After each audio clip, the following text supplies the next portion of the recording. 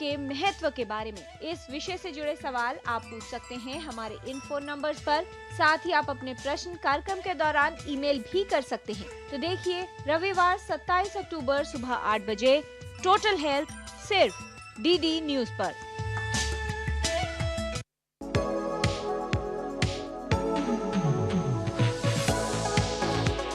नई सुबह नई शुरुआत डीडी न्यूज के पावर पैक शो के साथ राजनीति, कारोबार और होगी सुर्खियों पर भी चर्चा। अखबारों की हेडलाइंस, खेल, सिनेमा सहित मिलेगी संपूर्ण खबर। देखिए नया सवेरा सोमवार से शुक्रवार सुबह 8 बजे डीडी न्यूज पर।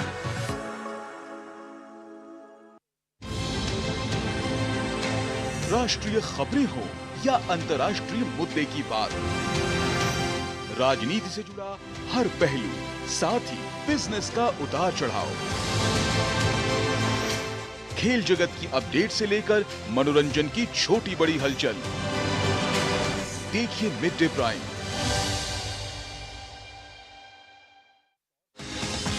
दिन भर की भाग दौड़ में जब छूट जाएं जरूरी खबरें, जब आप हो जल्दी में और जाननी हो हर खबर, जब फटाफट अंदाज में देखनी हो आपको तेज खबर, जब केवल आधे घंटे में जानना हो देश दुनिया का हाल, तब देखिए खबरों का हाई स्पीड शो एक्सप्रेस 100।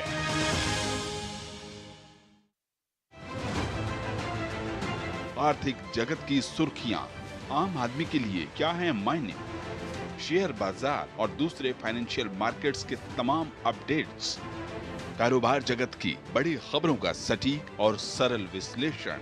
देखिए इकोनॉमी टुडे डीडी न्यूज पर।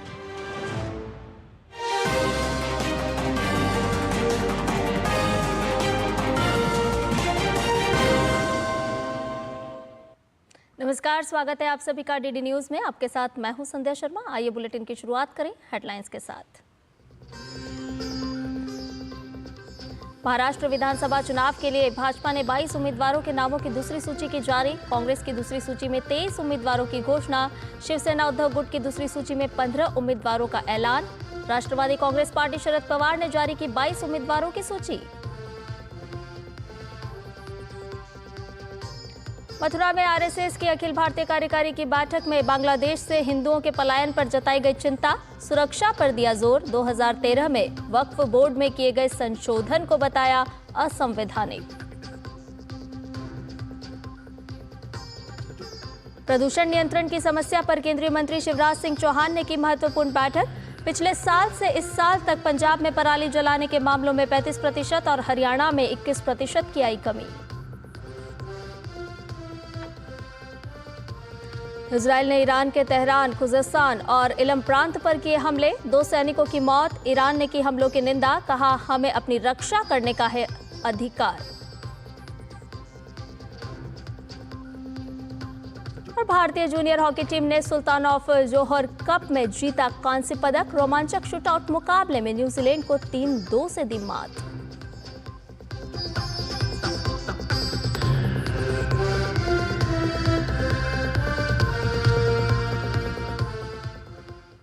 और आइए अब खबरों को जानते हैं विस्तार से। महाराष्ट्र विधानसभा चुनाव के लिए भाजपा ने उम्मीदवारों की दूसरी सूची जारी कर दी है। इस सूची में 22 उम्मीदवारों के नामों की घोषणा की गई है।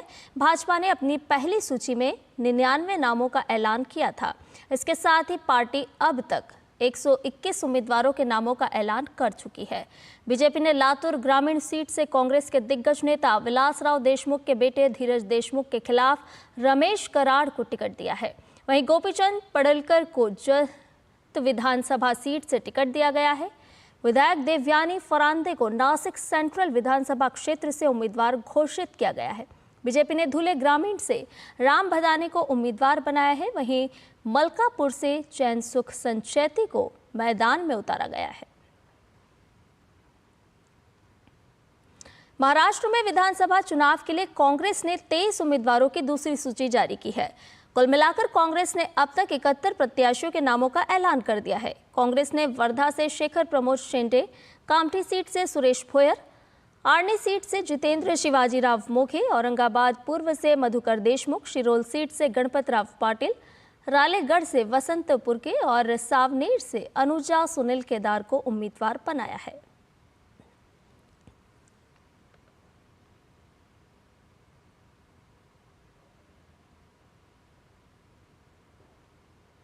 वहीं एनसीपी शरद पवार गुट के प्रदेश अध्यक्ष जयंत पाटिल ने महाराष्ट्र विधानसभा चुनाव के लिए उम्मीदवारों की दूसरी सूची जारी कर दी।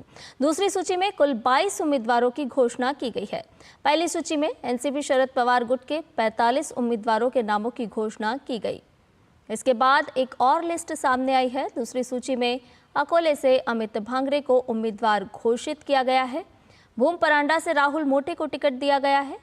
गौरतलब है कि भूम परांडा से महाअघाड़ी के प्रमुख दल शिवसेना इससे पहले ही अपना उम्मीदवार उतार चुकी है।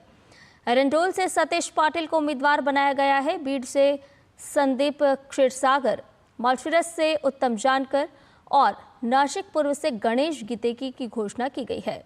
उल्लासनगर से ओमी कलानी को टिकट दिया गया है।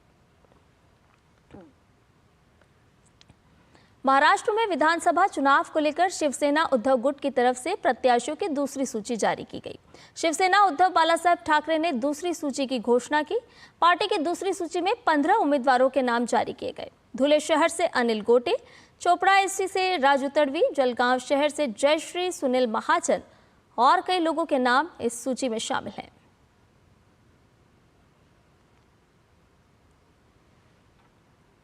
इधर मथुरा में राष्ट्रीय स्वयंसेवक संघ की अखिल भारतीय कार्यकारी मंडल की 2 दिवसीय बैठक के दौरान सरसंघ चालक डॉक्टर मोहन भागवत और सरकार्यवाह दत्तात्रेय होसबाले समेत संघ के बड़े पदाधिकारी शामिल हुए। सरकार्यवाह दत्तात्रेय होसबाले ने पत्रकार वार्ता को संबोधित करते हुए कहा कि हम चाहते हैं कि बांग्लादेश से हिंदू पलायन ना करें, लेकिन उनकी रक्षा होनी चाहिए, उन्हें सम्मान से जीने के लिए व्यवस्था होनी चाहिए। इसके संदर्भ में भारत के सरकार ने तुरंत वहां के हिंदू समेत सभी अल्पसंख्यकों की रक्षा के बारे में कहा ही है। संघ ने भी, हमने उस समय भी वक्तव्य दिया था, वहां के हिंदू समाज वहीं रहेगा, उनको पलायन नहीं करना चाहिए, डटे रहने चाहिए, क्योंकि वो बांग्लाभाषी जो है उनके भूमि है। तो इसलिए हम चाहते हैं कि वहां से हिंदू पलायन ना करे, लेकिन हिंदू वहां रहने के तो उसकी रक्षा होनी चाहिए। इसलिए सरकार पर भारत ने तो जो कहना गए, विश्व में संयुक्त राष्ट्र संघ से लेकर सभी प्रकार के लोग वहां लोकतंत्र से लोग जन ठीक से जीने के लिए, रक्षा सम्मान से जीने के लिए व्यवस्था होनी चाहिए। सरकार्यवाह दत्तात्रेय होसबाले ने वक्फ बोर्ड 2013 में किए गए संशोधन को गलत बताते हुए कहा कि असंवैधानिक तरीके से सारे अधिकार वक्फ बोर्ड को दिए गए। 2013 तक इसमें विशेष समस्या नहीं थी। 91 में एक बार हुआ, 2013 में अमेंडमेंट किए। जो अमेंडमेंट किए वो वक्फ को पूरा अधिकार दे दिया, अनक्वेश्चनेबल हो गया। डीएम भी कुछ नहीं कर सकते। भारत के सरकार के, भारत के स्वतंत्र देश के अंदर एक स्वतंत्र इकाई हो गई, वक्फ जो कहेगा वही हो गया। मुस्लिमों के अंदर कई समुदाय वक्फ के ज्यादती से, वक्फ के शोषण से, वक्फ के अन्याय से वो त्रस्त है, इसलिए वो भी इस विषय के कह रहे हैं। तो इसलिए उसके जो अमेंडमेंट के विचार आया है, ठीक है, जब जेपीसी सोचकर जो बनाएंगे, अभी जेपीसी के सामने है, देश के जो भावना और आवाज है उसके अनुरूप इसमें आवश्यक संशोधन करना है, उसको और क्या करना है देखना ही पड़ेगा। इधर भाजपा के राष्ट्रीय प्रवक्ता गौरव भाटिया ने प्रेस कॉन्फ्रेंस को संबोधित किया। गौरव भाटिया ने वायनाड से कांग्रेस की उम्मीदवार प्रियंका गांधी पर निशाना साधा। गौरव भाटिया ने प्रियंका गांधी के द्वारा दिए गए हलफनामे को जनता के साथ धोखा बताया। कट्टर बेईमान, सबसे बड़े भ्रष्टाचारी पूरे विश्व में राजनीतिक कोई अगर परिवार है तो वो गांधी परिवार है। और जब बात आती है कि सार्वजनिक करिए अपनी जितनी संपत्ति है, जो असेट्स हैं, तो ये लोग सोचते हैं संविधान को तार-तार कर देंगे, कानून को झुका देंगे, जनता को बेवकूफ बना देंगे, क्योंकि हम नकली गांधी परिवार हैं। लेकिन ऐसा होने वाला नहीं है। लाखों लाखों ऐसे नागरिक हैं जो सजग हैं, वो लोकतंत्र के प्रहरी हैं और उन्होंने ही ये मुद्दे तमाम प्लेटफॉर्म पे उठाए हैं। तो मैंने जो पहला सवाल उठाया, इसका पूरा विस्तृत वर्णन प्रियंका गांधी वाड्रा ने क्यों नहीं किया है। इधर छत्तीसगढ़ की राजधानी रायपुर के 2 दिवसीय दौरे के दूसरे दिन राष्ट्रपति द्रौपदी मुर्मू ने पंडित दीनदयाल उपाध्याय स्मृति स्वास्थ्य विज्ञान एवं आयुष विश्वविद्यालय के दीक्षांत समारोह में हिस्सा लिया। राष्ट्रपति ने दीक्षांत समारोह में छात्रों को डिग्री प्रदान की। दीक्षांत समारोह को संबोधित करते हुए राष्ट्रपति ने कहा कि सरकार लोगों के स्वास्थ्य को लेकर काफी सजग है। मलेरिया, फाइलेरिया और टीबी जैसे संक्रामक बीमारियों का पूरी तरह से उन्मूलन नहीं हो रही है। भारत सरकार इन रोगों के उन्मूलन के लक्ष्य के साथ आगे बढ़ रही है। अभी हाल ही में ट्रोकोमा नामक संक्रामक रोग जो अंधेपन का कारण बन जाता था को समाप्त करने में भारत ने सफलता प्राप्त की है। जनजातीय समाज में सिकल सेल एनीमिया एक बड़ी समस्या है। भारत सरकार राष्ट्रीय सिकल सेल एनीमिया उन्मूलन मिशन के तहत इस समस्या को दूर करने के लिए प्रयासरत है। उपराष्ट्रपति जगदीप धनखड़ IIT जोधपुर के दीक्षांत समारोह में मुख्य अतिथि के तौर पर शामिल हुए। उपराष्ट्रपति ने छात्रों को संबोधित करते हुए कहा कि आज के भारत में सरनेम से ज्यादा आपकी डिग्री और शिक्षा का महत्व है। उपराष्ट्रपति 2 दिनों के लिए जोधपुर और जयपुर दौरे पर हैं। With an IIT and AIIMS and a national law university, it is not just Jodhpur alone. Institutions of national importance are continually dotting our landscape for over a decade or so across the nation. This educational spread out defines, in a sense, our continual developmental journey, at the root of which are the roots of the society. Bharat is undergoing much needed affirmative transformation. Today you are living in Bharat where your character and merit matter more than your last name, something that was unthinkable a decade or so ago. केंद्रीय कृषि मंत्री शिवराज सिंह चौहान ने पराली जलाने के मुद्दे पर उच्च स्तरीय बैठक की।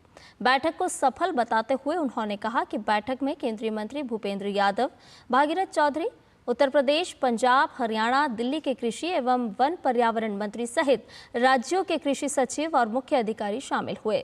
उन्होंने बताया कि पिछले साल से इस साल तक पंजाब में पराली जलाने के मामलों में 35% और हरियाणा में 21% की कमी आई है। साथ ही केंद्र सरकार आगे भी देश में पराली पर नियंत्रण के लिए पूरा सहयोग करेगी, जिससे पर्यावरण संरक्षण पर मिलकर काम किया जा सके। जो दिल्ली में प्रदूषण की भयानक समस्या हर साल पैदा होती है, उससे निपटने के लिए एक महत्वपूर्ण बैठक का आयोजन हुआ। पिछले साल से इस साल तक पराली जलाने की घटनाओं में पंजाब में 35% कमी आई है, हरियाणा में 21% कमी आई है। 2017 के मुकाबले पराली जलाने की घटनाओं में भी 51% से ज़्यादा कमी आई है। तो एक तो व्यापक पैमाने पर जन जागरण अभी अभियान चल रहा है, उसको और प्रभावी ढंग से हम कैसे चलाएं मिलके केंद्र और राज्य, उसका प्रयत्न करेंगे। कौशल विकास और उद्यमिता मंत्रालय द्वारा नई कौशल दीक्षांत समारोह का आयोजन किया गया। नई दिल्ली के कौशल भवन में आयोजित कार्यक्रम में कौशल विकास और उद्यमशीलता शिक्षा राज्य मंत्री जयंत चौधरी, पैरा ओलंपियन प्रीतिपाल सहित देश भर से कौशल विकास के क्षेत्र में उत्कृष्ट कार्य करने वाले ट्रेनर्स, प्रतिनिधि और छात्र शामिल हुए। कार्यक्रम में देश भर में कौशल विकास के क्षेत्र में बेहतरीन प्रदर्शन करने वाले छात्रों को प्रमाण पत्र वितरित किए गए। साथ ही वर्ल्ड स्किल डेवलपमेंट प्रतियोगिता के विजेताओं को भी सम्मानित किया गया। कार्यक्रम के दौरान देश भर के विभिन्न ITI व कौशल विकास केंद्रों को भी वर्चुअली जोड़ा गया। साथ ही craft instructor training scheme book और employability skill trainer facilitator book का भी अनावरण किया गया। केंद्रीय मंत्री ने कहा कि स्किल इंडिया के क्षेत्र में देश भर में बहुत अच्छा काम हो रहा है और भविष्य में इसे और भी आगे ले जाने का संकल्प है। कार्यक्रम में प्रधानमंत्री नरेंद्र मोदी ने अपने लिखित संदेश में सभी को बधाई देते हुए देश में स्किल डेवलपमेंट में हुए कार्यों और उनके महत्व का जिक्र किया, जिसका प्रसारण भी कार्यक्रम के दौरान किया गया। 19 लाख बच्चों ने इम्तिहान दिया, बड़े पैमाने पे बड़े स्केल पे इम्तिहान हुआ और अच्छे तरीके से वो कंडक्ट भी हो गया एग्ज़ाम, और उसमें हमारा पास परसेंटेज भी 88% रहा। आगे और सुधार लाने के लिए ITI सिस्टम में जहाँ नए इक्विपमेंट की ज़रूरत है, नए कोर्सेज़ को जोड़ने की ज़रूरत है, इंडस्ट्री से बेटर लिंकेज वहाँ लाना है ताकि वहाँ की सीट्स की डिमांड हो और उस कोर्स को करने के बाद बच्चों को नौकरी बेहतर तरीके से मिल पाए। बुलेटिन में खबरें अभी और भी है, लेकिन फिलहाल रुक रहे हैं एक छोटे से ब्रेक के लिए। जल्द हाजिर होंगे। कभी नाच गाना और बेहतरीन खाना, कभी सास बहू की नोक-झोंक में स्वाद का मुस्कुराना, कभी रिश्तों में मुस्कुराहट और स्वाद भरना। असली मसालों का उपहार MDH बनाए खास हर त्योहार, क्योंकि हर रिश्ता है स्वाद से जुड़ा। आइए मनाए खुशियों की दीपावली MDH मसालों वाली। छोटी बड़ी जरूरत के लिए आप जो सपने सजाते हैं, बस उसी उम्मीद को तो हम सहारा लगाते हैं। SIP आपकी सेविंग्स को आपकी खातिर काम पर लगाएगी। आज ही अपनी पहली SIP की शुरुआत करें। अधिक जानकारी के लिए अपने वित्तीय सलाहकार से परामर्श करें। LIC म्यूचुअल फंड द्वारा निवेशक शिक्षा की एक पहल। म्यूचुअल फंड निवेश बाजार के जोखिम के अधीन है। योजना से संबंधित सभी दस्तावेजों को ध्यान से पढ़ें। हाथ धोकर आते हैं। साबुन की जगह हैंड वॉश। मोहन का प्रमोशन हो गया क्या? सैवलॉन हैंड वॉश तो हमारा रोज का है। सिर्फ 10 रुपए में 200 ml हैंड वॉश बनाओ। Savlon powder to gel hand wash, germ से बचाए, शान बढ़ाए। बेटियां घर की रौनक हैं। बेटियां घर संवारती हैं। बेटियां पीढ़ियां सजाती हैं। बेटियां घर की बुनियाद कहलाती हैं। बेटियों को सलाम करता है मोंगिया स्टील, स्टील का बादशाह। ये तुम्हारा खेत नहीं, खेल का मैदान है। अकेले क्या कर लोगे? अकेले नहीं, मेरे साथ है मेरा यार, जिसके सामने हुई अड़ियल मंडूसी की भी हार तुम्हारी तरह। IIL के ट्रैक्टर ब्रांड का मिलियन, गेहूं का पहरेदार, अड़ियल मंडूसी की हार। और ब्रेक के बाद समाचार में आपका एक बार फिर से स्वागत है। आइए खबरों में बढ़ते हैं आगे। आपको बता दें कि पूर्व सांसद रविंद्र राय को झारखंड भाजपा का कार्यकारी अध्यक्ष बनाया गया है। रविंद्र राय ने राष्ट्रीय अध्यक्ष बनने पर केंद्रीय नेतृत्व का आभार जताया है। इस दौरान उन्होंने कहा कि विधानसभा चुनाव जैसे खास मौके पर पार्टी ने उन्हें बड़ी जिम्मेदारी दी है। भाजपा के कार्यकारी अध्यक्ष बनने पर रविंद्र राय से खास बातचीत की DD न्यूज के संवाददाता दिवाकर कुमार ने। रविंद्र राय जी को भारतीय जनता पार्टी ने एक बार फिर झारखंड का कार्यकारी अध्यक्ष बनाया है और चुनाव के वक्त में एक बहुत महत्वपूर्ण जिम्मेदारी है। किस तरीके से इसे देखते हैं? मैं भारतीय जनता पार्टी का एक कार्यकर्ता हूं और भारतीय जनता पार्टी में राजनीतिक रूप से 1984 से लेकर 2024 तक एक लंबे समय बहुत कुछ सीखने का मौका मिला है और एक जिम्मेदारी दिया है खास अवसर पर। तो मेरी जितनी ताकत है, जितनी क्षमता है, जितना मैंने सीखा है इस विचारधारा परिवार में 48 वर्षों में, उसको पूरी तरह लगाने का कोशिश करूंगा और खरे उतरने का प्रयास करूंगा। मैं ये मानता हूं झारखंड भारतीय जनता पार्टी की देन है और भाजपा की कोख से निकले हुआ राज्य है। और कुछ लोग गाल बजाते हैं कि हमने झारखंड लड़के बनाया है, ये झूठ है। वो सौदेबाज हैं झारखंड के। हम उनसे झारखंड की रक्षा करने के लिए इस चुनाव को चुनौती के रूप में लेंगे और मुझे पूरा विश्वास है मैं 2014 में जो मैंने राजनीतिक सीमा रेखा बनाया था उसको पार करेंगे। जब आप यहाँ के अध्यक्ष थे बीजेपी के, तब आपने झारखंड में पहली बार बीजेपी की पूर्ण बहुमत वाली सरकार बनाई थी। क्या इस बार कार्यकारी अध्यक्ष के तौर पर लगता है कि उससे बड़ी जीत आप दिलाएंगे? मेरी कोशिश होगी 2/3 बहुमत की सरकार बनाएंगे। क्या मुद्दे इस बार चुनाव में आपको नजर आए? झारखंड बचाओ, भविष्य बनाओ। तो झारखंड बचाओ, भविष्य बनाओ। हमारे साथ रविंद्र राय जी बात कर रहे थे, जिनको एक अहम जिम्मेदारी भारतीय जनता पार्टी ने दी है। अपने सहयोगी विकास के साथ मैं दिवाकर कुमार, दूरदर्शन समाचार, रांची। और इधर नई दिल्ली स्थित आकाशवाणी भवन में सरदार पटेल स्मृति व्याख्यान का आयोजन किया गया। इसरो अध्यक्ष डॉक्टर एस सोमनाथ ने दीप प्रज्वलित कर कार्यक्रम का शुभारंभ किया। व्याख्यान के दौरान डॉक्टर एस सोमनाथ ने कहा कि किसी भी देश की सबसे बड़ी ताकत सिर्फ अंतरिक्ष यान लॉन्च करना नहीं, बल्कि उसे अपने भूमि से लॉन्च करने की क्षमता है। In 1960s, we were launching small rockets to space, while other nations were putting men on the moon. So you know the gap that existed between us and the other nations. And this gap that existed, we have bridged substantially over the last so many years, putting us as a leading spacefaring nation today, having ability to build our own rockets, build our own satellites, and launch it from our own soil. It's not a mean achievement for a nation like India. And we have done, not only did so many launches, like hundreds of launches and almost hundreds of satellites that we have put in space, we not only did that, we also launched almost 400 plus satellites of other nations using our rockets from India, almost 34 countries. We did a lot of research activities in creating new technologies and innovations in space sector. कार्यक्रम में Prasar Bharati chairman Navneet Sehgal ने अपने संबोधन में सरदार वल्लभ भाई पटेल के योगदान को याद किया। उन्होंने कहा कि वर्तमान में ब्यूरोक्रेसी की संकल्पना सरदार वल्लभ भाई पटेल ने अपने समय में कर ली थी। आज वही ब्यूरोक्रेसी पूरे भारत में स्टील फ्रेम के तौर पर छाई हुई है। समारोह में प्रसार भारती चेयरमैन नवनीत सहगल, प्रसार भारती के सीईओ गौरव द्विवेदी और आकाशवाणी की महानिदेशक डॉक्टर प्रज्ञा पालीवाल गौर मौजूद रहीं। On this particular day, on the birth anniversary of Sardar Patel, we stand India. We are there. We as a geographical union because of effort and his vision of Sardar Patel. As a civil servant, I feel proud to be listening to and speaking about Sardar Patel because he was the originator of the civil service in this country. Civil service, which is called Steel Frame of India, all across the nation. It was his vision, it was his concept that the civil service in India started. और इसके साथ ही bulletin में फिलहाल रुकने एक छोटे से break के लिए जल्द हाजिर होंगे। आप बने रहिए डीडी न्यूज के साथ।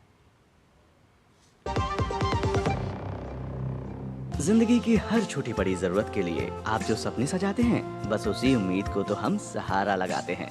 SIP आपकी सेविंग्स को आपकी खातिर काम पर लगाएगी।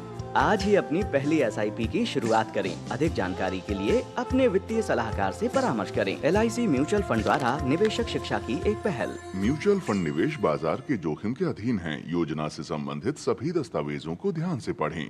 बेटियां घर की रौनक हैं। बेटियां घर संवारती हैं। बेटियां पीढ़ियां सजाती हैं। बेटियां घर की बुनियाद कहलाती हैं। बेटियों को सलाम करता है मोंगिया स्टील। स्टील का बादशाह। सोने की चमक और बढ़ जाती है जब वो खरा हो। अब आप कहेंगे कि ये सोना खरा है, ये मैं कैसे जानती हूँ? मैं क्या जौहरी हूँ? जी नहीं, लेकिन BIS ने इसे बहुत आसान बना दिया है। गोल्ड ज्वेलरी पर 6 अंकों वाले HUID कोड के साथ हॉल मार्किंग मैंडेटरी कर दी है। हॉल मार्क देखकर ही गोल्ड ज्वेलरी खरीदें। और हाँ, हॉलमार्क ज्वेलरी की ऑथेंटिसिटी चेक करने के लिए BIS आपके लिए लाया है BIS केयर ऐप। इसे अपने फोन में डाउनलोड कर लीजिए। जब भी गोल्ड ज्वेलरी खरीदें, BIS केयर ऐप से हॉलमार्क गोल्ड ज्वेलरी की ऑथेंटिसिटी चेक करें। BIS है विश्वास का प्रतीक। BIS inspiring quality. बात जब पीढ़ियों के लिए बनने वाले घर की हो तो जिम्मेदारी बड़ी हो जाती है। गैलेंट समझता है ये जिम्मेदारी। अब MM रिब्स के साथ गैलेंट एडवांस TMT रीबार निर्माण का रियल हीरो। गोल्डी मसाले के 100 ग्राम के स्पेशल पैक्स में फ्रेशनेस लॉक है। ऐसे गोल्डी मसाले जहां जाएं रिश्ते बनाएं। और अब समाचार में बढ़ते हैं आगे। दिल्ली में बढ़ते प्रदूषण स्तर के चलते अब अस्पतालों में भीड़ बढ़ने लगी है। ओपीडी में रेस्पिरेटरी से लेकर स्किन, आंख और मेंटल हेल्थ संबंधी परेशानियों को लेकर लोग पहुंच रहे हैं। मरीजों की बढ़ती संख्या को देखते हुए आरएमएल अस्पताल में प्रदूषण जनित रोगों के इलाज के लिए विशेष क्लिनिक भी खोला गया है। डीडी न्यूज संवाददाता अमरेंद्र गुप्ता के साथ बातचीत के दौरान आरएमएल अस्पताल में पॉल्यूशन रिलेटेड इलनेसेस क्लिनिक के डॉक्टर रमेश मीना ने प्रदूषण को लेकर कहा कि जिन लोगों को पहले से फेफड़ों की बीमारी है, उनको प्रदूषित हवा के संपर्क में आने से गंभीर बीमारी हो सकती है। लंबे समय तक प्रदूषित हवा में सांस लेने से सामान्य लोगों में भी श्वास संबंधी समस्याएं ट्रिगर हो सकती है, इसीलिए बचाव बेहद जरूरी है। दिल्ली के राम मनोहर लोहिया अस्पताल में एक पॉल्यूशन ओपीडी बनाया गया है, जहां पर एक बड़ी संख्या में लगातार मरीज आ रहे हैं। एक बड़ा सवाल, कितनी गंभीर समस्या है पॉल्यूशन और किस तरह के पेशेंट लगातार आपके पास आ रहे हैं? सबसे ज़्यादा सिम्टम्स राइनाइटिस के होते हैं, सोर थ्रोट होता है, गले में खिसखिस होती है, ये सिम्टम्स है। ज़्यादा सिम्टम्स आते हैं, आँखों से पानी आना, नाक से पानी बहना हो सकता है। और जिनको कि पहले से ऑलरेडी बहुत सारी बीमारियाँ होती हैं, रेस्पिरेटरी सिस्टम से COPD, अस्थमा होता है, उनमें क्या चेस्ट का कंजेशन बढ़ जाता है और ब्रीदिंग डिफ़िकल्टी की प्रॉब्लम बढ़ जाती है। बच्चा है, उसको किस तरह की दिक्कतें हो रही हैं? बच्चे जो कि स्कूल में जाते हैं वो सबसे पहले पॉल्यूशन के टच में वो आते हैं। बुजुर्ग जो ऑलरेडी बीमार होते हैं या सांस लेने में दिक्कतें, उनको किस तरह की गंभीर समस्याएं होती हैं? बच्चों में मोस्टली अभी जो खांसी का होना, ब्रीदिंग डिफ़िकल्टी होना, नाक से पानी आना, ये परसिस्टेंट रहता है। तो ऐसे सिम्टम से और पॉल्यूशन रिलेटेड इलनेस से बचने के लिए हमें बेसिकली सबसे अच्छा है कि उपाय सबसे बेहतरीन है कि सबसे ज़्यादा कॉमन है कि जो कि कोविड के टाइम पे भी चला था कि एक रेस्पिरेटरी एटिकेट्स होते हैं। रेस्पिरेटरी एटिकेट्स यदि हम छींकते हैं तो एक रुमाल का यूज़ करना चाहिए और मास्क बहुत ज़रूरी है। बुजुर्गों की जो मैंने बात की, बुजुर्गों में किस तरह की बीमारी होती है? क्योंकि बुजुर्गों की उम्र ज़्यादा होती है और वो अगर इस तरह के पॉल्यूटेड एयर में आते हैं तो उनको किस तरह की बीमारी का सामना करना पड़ा है? बुजुर्गों को सबसे ज़्यादा दिक्कत होती है chronic obstructive pulmonary disease, asthma की, या कोई हार्ट फेलियर का केस है वो, या कोई भी and organ disease like chronic liver disease, CKD। तो उसमें क्या है, डिजीज़ वर्स कर जाती हैं। जो कि स्टेबल डिजीज़ होती है वो भी एक्यूट मतलब एग्जर्वेशन के साथ हॉस्पिटल में प्रेजेंट करते हैं। तो उसमें ये एडवाइस किया जाता है कि वो पॉल्यूशन से दूर रहें। मॉर्निंग आवर्स और इवनिंग आवर्स में आउटसाइड वॉक के लिए कम ही जाएं तो बेटर है। चिकित्सक होने के नाते आप हमारे दर्शकों को क्या एडवाइस देते हैं? क्या सावधानियां इस पूरे सीजन में रखनी होगी? इसमें सावधानी यही रखनी है, सबसे पहले तो अपनी डाइट का ध्यान रखना है। उसके बाद है कि आपका एक्सपोजर कम से कम होगा पॉल्यूटेंट्स के लिए। और जो कोई अफोर्ड कर सकते हैं वो घर में एक अच्छी क्वालिटी का एयर प्योरीफायर यूज़ कर सकते हो, अच्छा है। जिस तरह से लगातार दिल्ली की हवा जहरीली हो रही है, एयर पूरा पॉल्यूटेड हो रहा है, ऐसे में आम लोगों को खासी सावधानियों का ख्याल रखना होगा। कैमरामैन मोंटी के साथ अमरेंद्र गुप्ता, डीडी न्यूज़, दिल्ली। और इधर शनिवार को दक्षिण पूर्वी ईरान में हुए एक हमले में 10 ईरानी बॉर्डर गार्ड्स की मौत हो गई है। राज्य मीडिया ने आंतरिक मंत्रालय के हवाले से कहा कि संदिग्ध सुन्नी मुस्लिम आतंकवादियों के साथ संघर्ष में 10 लोग मारे गए हैं। ये घटना अफगानिस्तान और पाकिस्तान की सीमा के करीब हुई है। लंबे समय से ईरानी सुरक्षा बलों का सुन्नी आतंकवादियों के साथ साथ ड्रग तस्करों के बीच संघर्ष चल रहा है।